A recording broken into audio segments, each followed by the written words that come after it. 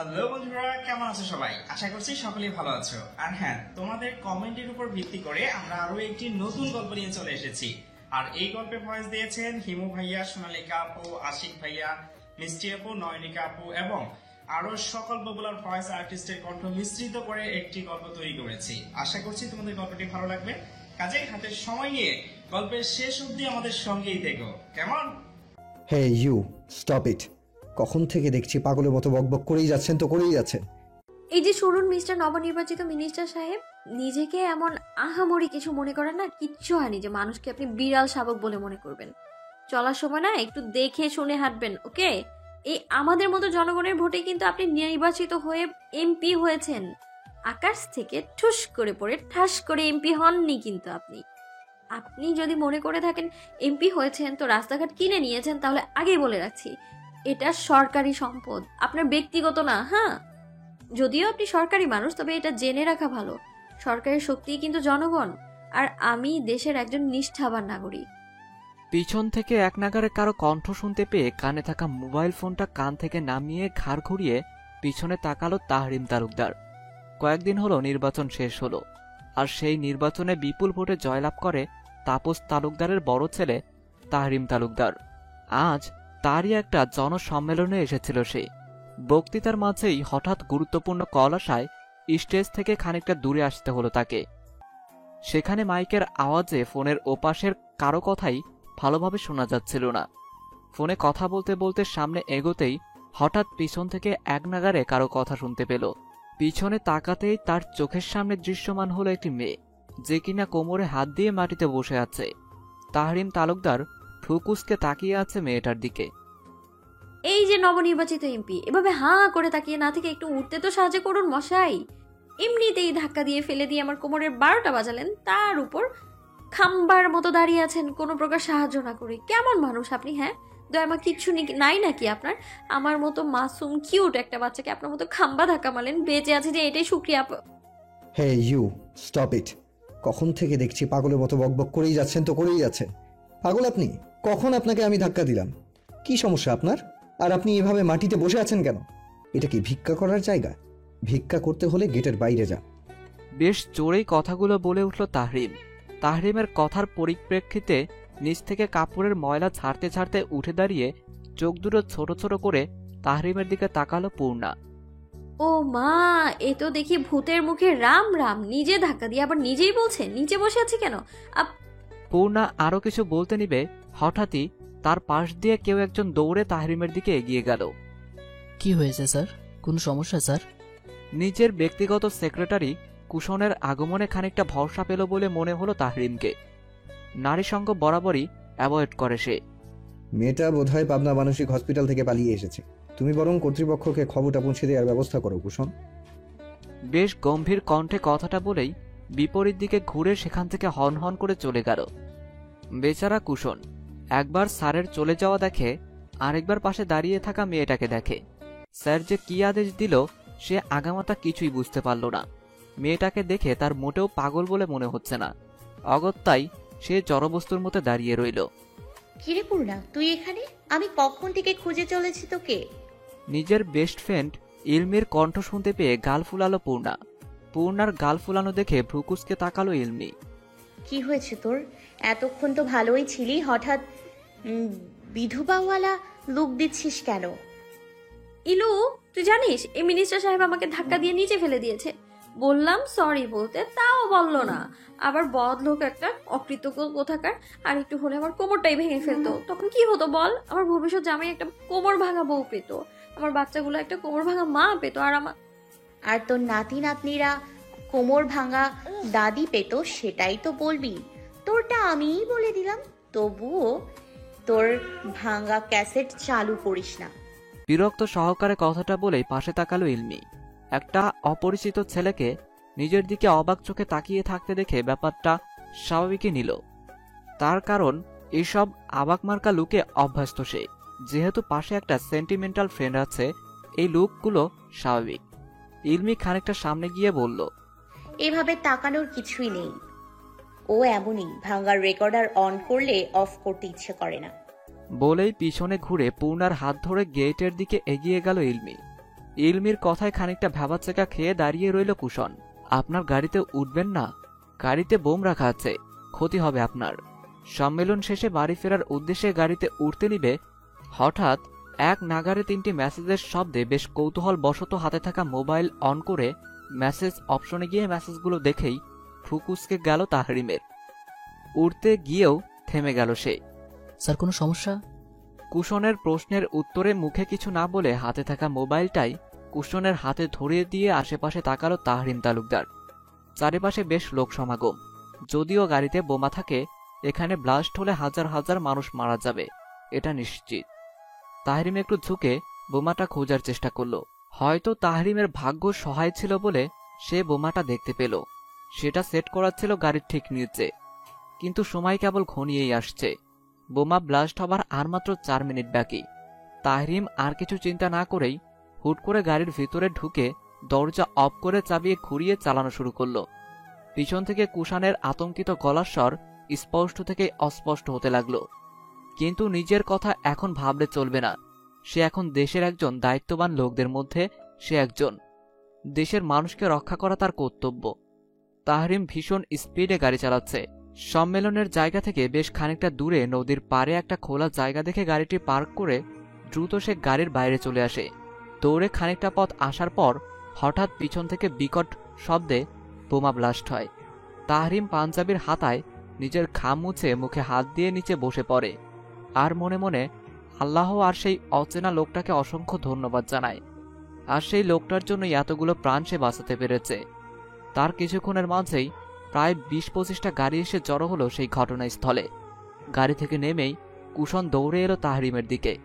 বেশ আতঙ্কিত কণ্ঠে বলে উঠল, ভাই ভাই আপনি ঠিক আছেন তো? কিছু হয়নি তো আপনার? কুষণের কণ্ঠ শুনতে পেয়ে মুখ থেকে হাত সরালো তাহরিম। উঠে দাঁড়ালো, মুচকে এসে বলল, খোদার দয়ায় এই যাত্রায় বেঁচে আছি। ততক্ষণে প্রেস মিডিয়া ঘিরে ধরল তাকে। হাজারো প্রশ্ন ছুড়ে দিল তাহরিম তালুকদারের দিকে, কিন্তু আপাতত কারো প্রশ্নের উত্তর দিতে ইচ্ছুক নয় সে। প্রশ্নগুলো এড়িয়ে সামনের দিকে এগোতে লাগলো সে। আপনি কি জন্মগতভাবেই কি এত সাহসী মিস্টার নবনির্বাচিত এমপি সাহেব? চেনা কণ্ঠ শুনতে পেয়ে পাগুলো থমকে গেল। তার ঘাড় ঘুরিয়ে সেদিকে তাকালো তাহরিম। কুষণের কথায় খানিকটা চমকে পাশেই কুষণের দিকে তাকালো তাহরিম। পিছন থেকে পরিচিত কণ্ঠ শুনতে পেয়েই পিছনে তাকিয়েছিল সে, কিন্তু তেমন কাউকেই নজরে এলো না তার। এছাড়া চারপাশে প্রেস মিডিয়া, সাথে পুলিশ রয়েছে। এখানে বেশিক্ষণ থাকাটা ভালো হবে না। কখন যে আবার পুলিশের বাধা অতিক্রম করে আবার মিডিয়ার লোকজন জেকে ধরে বলা তো যায় না। এটা চিন্তা করেই সামনের দিকে অগ্রসর হলো সে। কম ধকল তো আর গেল না নিজের উপর দিয়ে। তাই বাড়িতে গিয়ে রেস্ট নেওয়াটাই বেটার অপশন বলে মনে হলো তাহরিমের। দরকার পড়লে কাল প্রেস কনফারেন্স করবে সে, তবুও আজ আর না। তাহরিম গিয়ে বসল কুষণের আনা আরেকটা গাড়িতে। গাড়িতে বসেই মাথা পিছনের দিকে হেলিয়ে দিল সে। কপালে হাত দিয়ে কোনো এক গম্ভীর চিন্তায় মগ্ন তাহরিম। লুকিং গ্লাস দিয়ে একবার নিজের স্যারকে পর্যবেক্ষণ করল কুষণ। স্যার কি কোনো বিষয় নিয়ে চিন্তিত? তোমাকে কতবার বলেছি কুষণ, আমাকে স্যার না ভাই বলে ডাকবে। কপালে হাত রেখে কথাটা বলে উঠল তাহরিম। ঠিক আছে স্যার, ইয়া না মানে ভাই। ঠিক আছে চলো, আর আমার কিছু হয়নি। প্রায় 20 মিনিটের মধ্যেই তালুকদার বাড়ির সদর দরজা দিয়ে ঢুকল তাহরিম তালুকদারের গাড়ি। গাড়ি থামতেই দরজা খুলে বেরিয়ে এলো তাহরিম তালুকদার। বাড়ির সদর দরজা খোলা দেখে খানিকটা ভ্রু কুঁচকালো। সদর দরজা দিয়ে প্রবেশ করা মাত্রই তার নজরে এলো সোফায় বসে থাকা একজন মহিলার উপর। চুলগুলো হালকা লাল দেখা যাচ্ছে। ছেলেকে দেখা মাত্রই ধীর পায়ে ছেলের কাছে এলেন মেহেরিন শিকদার। মুখে কিছু বললেও চোখ মুখ ঠিকই জানান দিচ্ছে তার চিন্তার বিষয়টা। মেহেরিন শিকদারের জায়গায় অন্য কোনো মা থাকলেও হয়তো এতক্ষণে কেঁদে কেটে এক সার করে ফেলত, কিন্তু মেহেরিন শিকদার তার কিছুই করেননি, কখনো করেও না। মনের দিক দিয়ে তিনি খুব বেশি শক্তপোক্ত। প্রকৃতির ঠিক এই জিনিসটাই সবচেয়ে বেশি ভালো লাগে তাহরিমের। কথাগুলো ভেবেই মুচকি হেসে খানিকটা এগিয়ে গেল মায়ের দিকে। মেহেরিন শিকদার ছেলেকে আপাদমস্তক ভালো করে পর্যবেক্ষণ করার পর বললেন, ব্যথা পেয়েছো কোথাও? তাহরিম হাসল। না আম্মাজান, ব্যথা পাইনি, ভাগ্যের জোরে বেঁচে গেলাম। ছেলের কথা শুনে দীর্ঘশ্বাস ফেলে মেহেরিন শিকদার গম্ভীর কণ্ঠে বললেন, ঠিক আছে, সব কথা পরে শুনবো। এখন যাও, রুমে গিয়ে ফ্রেশ হয়ে নাও, আমি খাবার পাঠিয়ে দিচ্ছি। আজ আর নিচে নামার দরকার নেই, রেস্ট করো, যা লাগবে আমি পাঠিয়ে দেব। ঠিক আছে। বলেই তাহরিম ফ্রেশ হতে রুমে চলে গেল। মেহেরিন তাহরিমের চলে যাওয়ার দিকে তাকিয়ে দীর্ঘশ্বাস ফেলে। তার দুই ছেলের মাঝে বড় ছেলেরা একটু বেশি একরোখা স্বভাবের, যা বলবে তাই করবে, এবার সেই কাজে যত রিস্কই থাকুক না কেন। রাজনীতিতে ছেলেকে জড়ানোর কোনো ইচ্ছেই ছিল না মেহেরিন শিকদারের, তবুও ছেলের জেদের কারণেই জেদে দিয়েছে তাকে। কথাগুলো চিন্তা করেই রান্নাঘরের দিকে পা বাড়ালেন মেহেরিন শিকদার। উদ্দেশ্য ছেলের জন্য খাবার তৈরি করা। তাহরিম মাত্রই গোসল শেষ করে তোয়ালে দিয়ে শরীর মুছতে মুছতে ওয়াশরুম থেকে বের হলো। হঠাৎই তার নজর গেল নিজের মোবাইলের উপর। কিছুক্ষণ আগের সেই মেসেজের কথা মনে হতেই তাহরিম দ্রুত মোবাইল হাতে নিয়ে সেই নাম্বারে কল করল, কিন্তু আশ্চর্যজনকভাবে নাম্বারটা বন্ধ বলছে। তাই সে আর ফোন দেওয়ার চেষ্টা করল না। একজন মন্ত্রী হিসাবে তার যথেষ্ট ক্ষমতা আছে, তাহরিম তালুকদার চাইলেই সেই সিমের মালিককে আধা ঘন্টার মাঝেই বের করতে পারবে, কিন্তু তাহরিম তা করবে না। কিছু জিনিস অজ্ঞাতই সুন্দর। তাহরিম জানে না নাম্বারটা কার, সে ছেলে না মেয়ে, কি উদ্দেশ্য তার জানার আগ্রহ থাকলেও এই মুহূর্তে জানতে ইচ্ছে করছে না তার। তাই মোবাইলটা যেখানে ছিল সেখানেই রেখে দিল। মাথাটা ব্যথা করছে, আপাতত রেস্ট করাটা মাস্ট বি ইম্পর্টেন্ট। কিরে পূর্ণ, আর্টিকেল লেখা শেষ হলো তোর? ইলমির কথায় কম্পিউটার থেকে মুখ তুলে তাকালো পূর্ণা। মুখ কুঁচকে বলল, ইলু, ডোন্ট কল মি পূর্ণ, ইটস পূর্ণা, মিফতাহুল পূর্ণা। আর আমার লেখা প্রায় শেষ, আর 2 মিনিট অপেক্ষা কর, আমি সেভ করে বন্ধ করছি। পূর্ণার কথা শুনে ইলমি মুখ বাঁকিয়ে পূর্ণার পাশের চেয়ারে বসে বলল, আহ মরণ, আসছে আমার ব্রিটিশদের উত্তরসূরি। পূর্ণা হোক আর যাই হোক, আমি পূর্ণই ডাকবো। আর তুই যে আমার এত সুন্দর একটা নাম ইলমি, শাহরিন ইলমিকে ইলু ডাকিস, আমি কি কিছু বলছি তোকে? পূর্ণা কম্পিউটার অফ করতে করতে বলল, আরে ইয়ার, ইলু তো মেয়েদের নাম, কিন্তু ছেলেদের নাম তো পূর্ণ হয়। তুই পূর্ণ ডাকলে না কেমন যেন একটা ছেলে ছেলে ফিল আসে, জানিস? তুই কি মেয়ে নাকি পূর্ণ? আমার যুক্তিতে তো তুই ছেলেই। আচ্ছা, তুই তোর মাঝে একটা মেয়ে সুলভ আচরণ দেখাতো আমাকে। তুই যদি দেখাতে না পারিস, আমি তোকে তোর মাঝে 1000টা ছেলে সুলভ আচরণ দেখাবো। দেখ ইলু, আজ এটা কথা বলবি না একদম। অফিস তো ছুটি সেই কখন, তুই গেলি না কেন? জানালা দিয়ে বাইরে তাকিয়ে পুনরায় বলল, সন্ধ্যা তো হয়ে এলো, এতক্ষণ বসে রইলি কেন? তোর বাসায় সবাই চিন্তা করবে না? আমার তো দুনিয়ায় কেউ নেই, তাই কেউ চিন্তাও করবে না, কিন্তু তোর তো আছে। পূর্ণার কথা শুনে ইলমি মুচকি হেসে উঠে দাঁড়িয়ে পূর্ণার ব্যাগটা পূর্ণার কাঁধে ঝোলাতে ঝোলাতে বলল, মেয়ে, বাজে কথা বলিস কেন? আমি কি তোর কেউ না, বোকা মেয়ে? তুই আমার বেস্ট ফ্রেন্ড নোস? তুই আমার বোন, আর বোন বোনের জন্য অপেক্ষা করবে, তাতে কার কি আসে যায়? চল তো এখন, খালি বেস্টি কথা। বলেই ইলমি পূর্ণার হাত ধরে অফিসের বাইরে নিয়ে আসে। পেশায় দুজনই জার্নালিস্ট, মাত্র কয়েকদিন হলো জয়েন করেছে।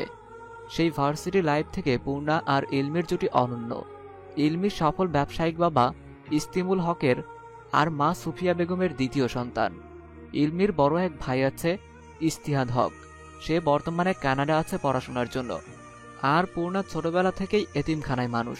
পৃথিবীতে আপন বলতে শুধু এতিমখানার কেয়ারটেকার অর্থাৎ মাদার আর এখন ইলমি। ছোট থেকেই ইলমির শখ জার্নালিজম নিয়ে পড়ার, এবং ভার্সিটিতে সে জার্নালিজম নিয়েই পড়েছে। আচ্ছা পূর্ণ, তুই সকালে মন্ত্রী তাহরিম তালুকদারের সাথে এমন অদ্ভুত বিহেভ করেছিস কেন? তুই তো এমন না।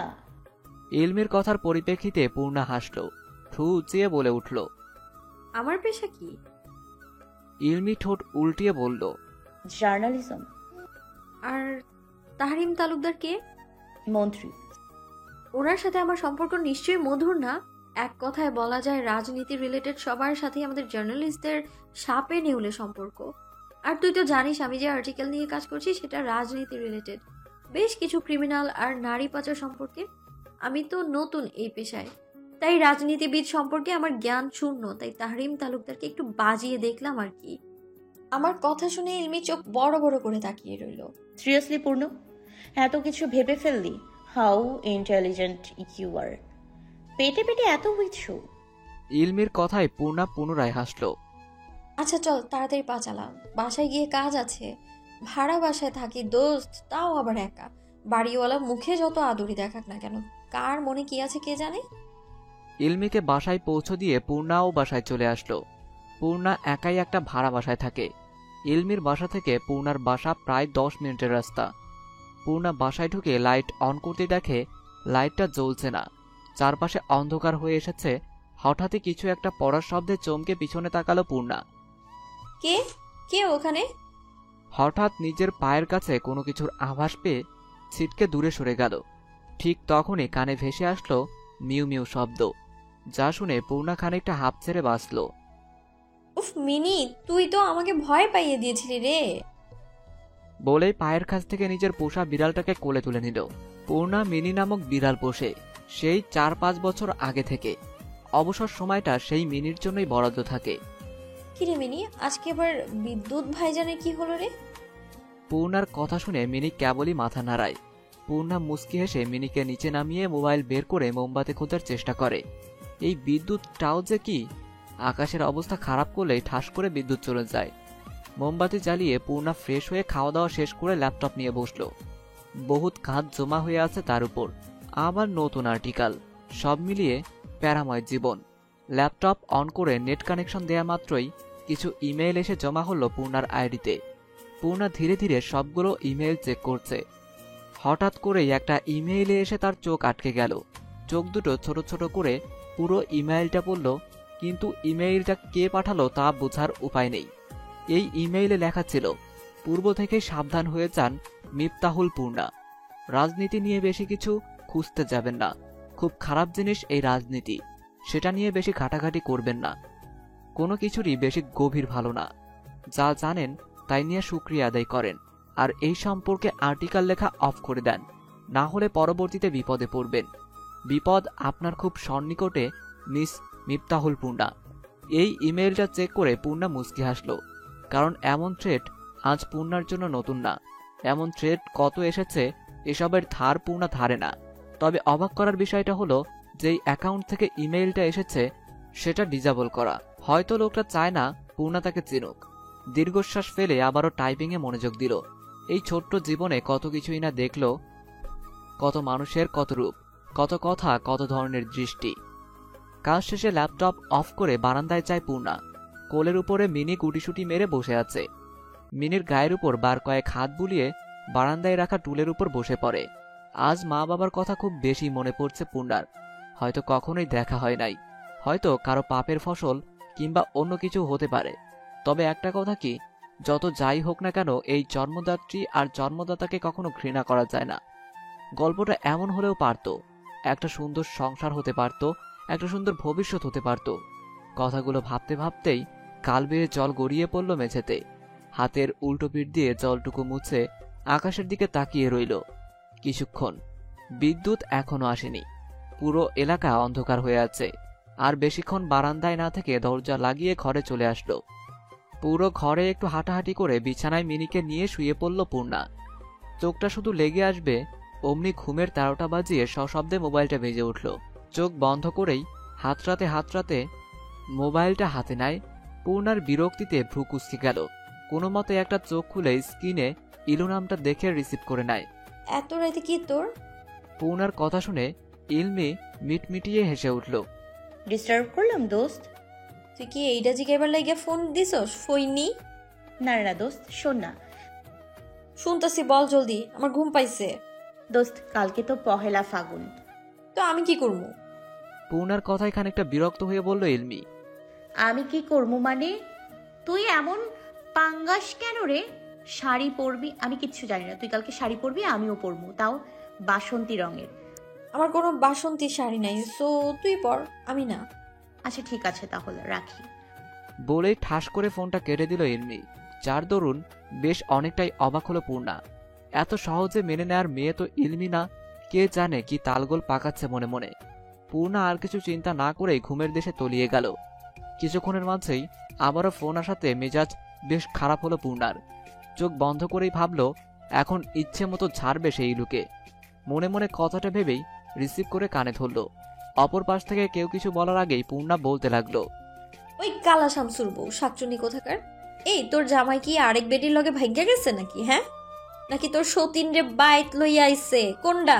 ফকিন্নি, তুই আমার সাধের ঘুমটা 24টা বাজাইতেছস। অহন তোরে আমার মনে চাইতেছে ওই বুড়ি গঙ্গার পানিতে চুবানি দিতাম একদম। বেদ্যব বেডি, এক থাপড়ানি দিব, 7 দিন কানে শুনবি না আর।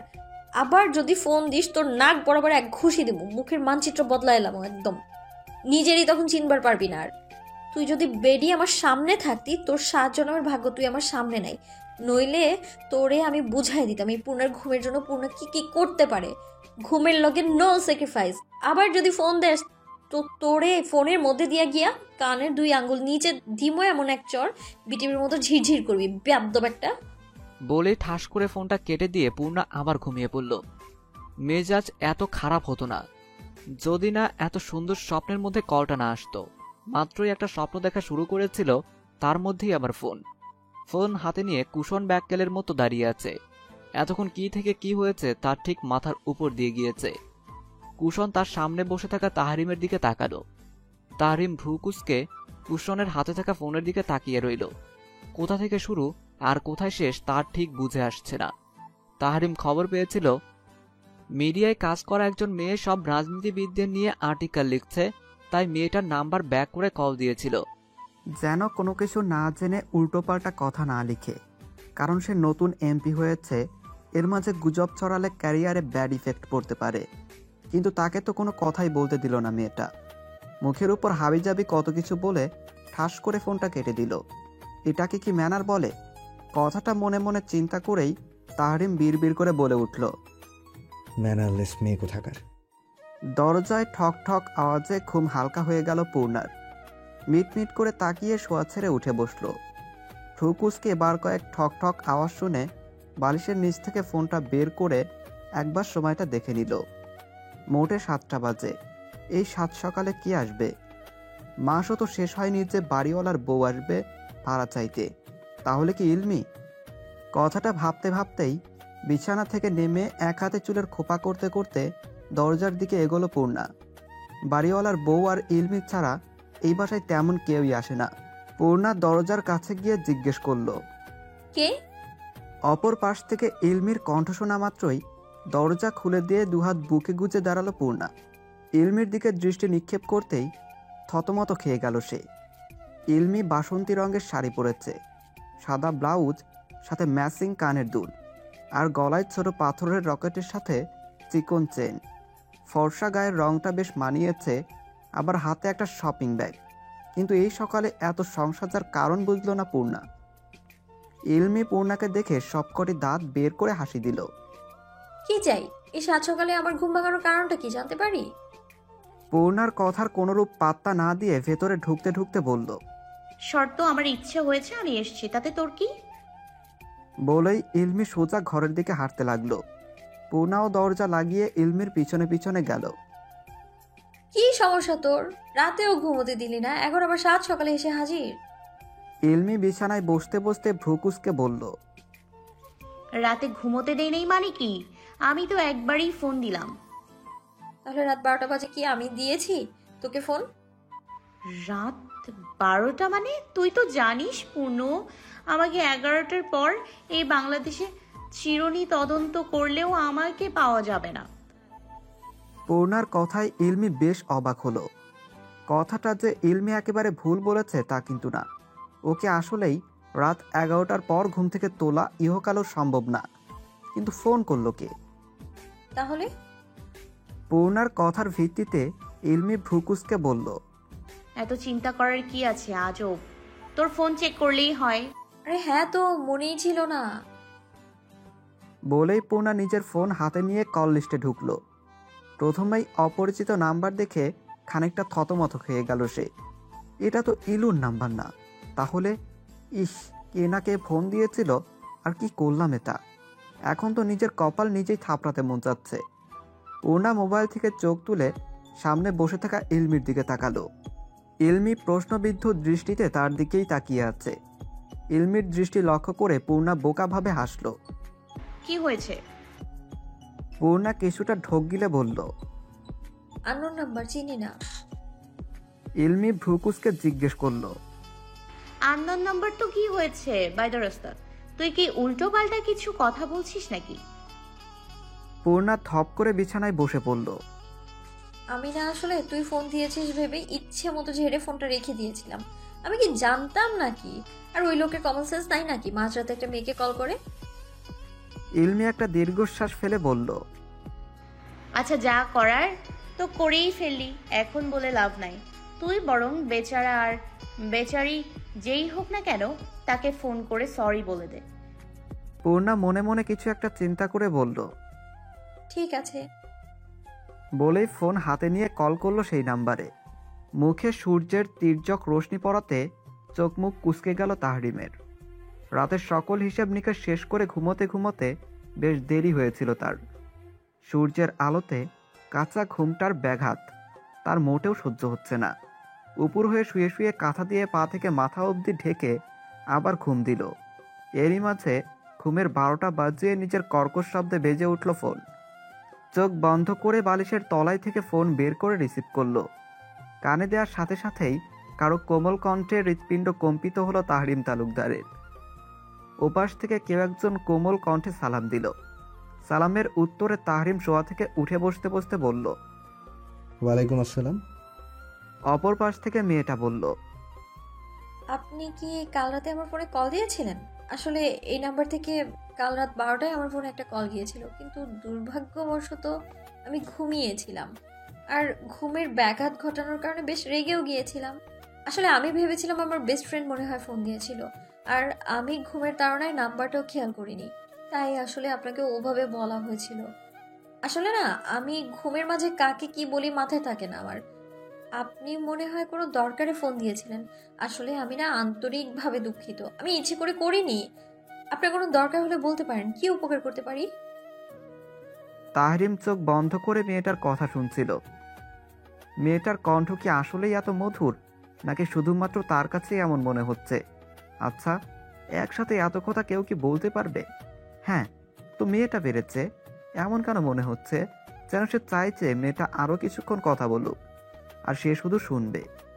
এত আবেগ দিয়ে কেউ কি কখনো সরি বলেছে তাকে? কই, মনে হচ্ছে না তো। এত সুন্দর করে সরি মেয়েটাকে কে বলতে বলেছে? আনমনেই তার ঠোঁটের কোণে হাসির রেখা ভেসে উঠল। ওপাশ থেকে মেয়েটার সমানে হ্যালো হ্যালো করেই যাচ্ছে। হ্যালো, এই যে শুনছেন আপনি? কথা বলুন, আপনি কি শুনতে পাচ্ছেন? জি। আসলে আমি আন্তরিকভাবে দুঃখিত। ইটস ওকে, আমারই ভুল হয়েছে। এত রাতে একটা মেয়েকে ফোন দেওয়া ঠিক হয়নি। আমিও আসলে সরি বলতে গিয়েও তাহরিম ঠেকে গেল, কারণ সে এর আগে কখনোই কাউকে তার কাজের জন্য সরি কিংবা দুঃখ প্রকাশ করেনি। জি, কিছু না। আচ্ছা যাই হোক, আপনি কি কোনো দরকারে ফোন দিয়েছিলেন? অপর পাশে কথা বলা মেয়েটার প্রশ্নে তাহরিম জিভ দিয়ে খানিকটা ঠোঁট ভিজিয়ে বলতে গিয়েও থেমে গেল। কেন জানি আজ অদ্ভুতভাবে মেয়েটিকে তার পরিচয় দিতে ইচ্ছে করছে না। কেন জানি তার নিজের পরিচয় গোপন রেখে মেয়েটার সাথে কথা বলতেই ভালো লাগছে। সে চায় না মেয়েটা তাকে চিনুক। সাধারণ ছেলে হিসেবে নিজেকে রিপ্রেজেন্ট করতে ইচ্ছে করছে তার খুব করে। আসলে আপনাদের ওখানে কি সংবাদপত্র ছাপা হয়? আমার একটা সংবাদ ছাপানো ছিল, তাই আপনাকে কল করেছিলাম। কিরকম সংবাদ? পাত্রীর। পূর্ণা বেশ থতমত খেয়ে বলল, পাত্রী? নিজের বোকা বোকা কথায় নিজেই বিয়াক্কেল হয়ে গেল তাহরিম। মিথ্যা সে কোনো কালেই বলতে পারে না। তার উপর দুনিয়ায় কি আর কোনো নিউজ ছিল না শেষে কিনা পাত্রী চাই? যে কিনা হাতে তুড়ি দিলে পাত্রের লাইন লাগবে, সেখানে সে কিনা পাত্রী চাই বলে সংবাদপত্রে বিজ্ঞাপন। ব্যাপারটা হাস্যকর। কান থেকে ফোনটা নামিয়ে ফিক করে হেসে দিল পূর্ণা। এমন নয় যে পূর্ণা বুঝতে পারেনি যে লোকটা মিথ্যা বলছে কিংবা কথা ঘোরানোর চেষ্টা করছে, তবে যাই হোক, লোকটার কথা খারাপ লাগেনি তার। কি হয়েছে, হাসছিস কেন? ইলমির কথায় পূর্ণা ইলমির দিকে তাকিয়ে মাথা নাড়িয়ে বলল, কিছু না তো। তুই তো বললি না এত সকাল সকাল সেজে আমার বাসায় কি করছিস তুই? ইলমি হাত দিয়ে শপিং ব্যাগটাকে কাছে টেনে খুলতে খুলতে বলল, কাল কি বলেছিলাম মনে নাই তোর? যাই হোক, মনে না থাকলেও আমার কিচ্ছু করার নেই। তোকে আবার মনে করিয়ে দিচ্ছি, আজ পহেলা ফাল্গুন, পহেলা বসন্ত। বসন্ত বরণ অনুষ্ঠান হবে জাবির ক্যাম্পাসে, আর অফিস শেষে তুই আর আমি যাব। বিশাল অনুষ্ঠান হয় ওখানে। পূর্ণা চোখ ছোট ছোট করে ইলমির দিকে তাকিয়ে আছে।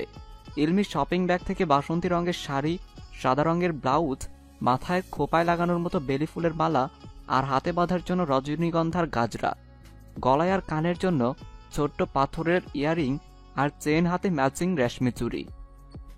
এগুলো আনলি কেন? জিনিসগুলো বিছানায় সাজিয়ে রাখতে রাখতে ইলমি বলল।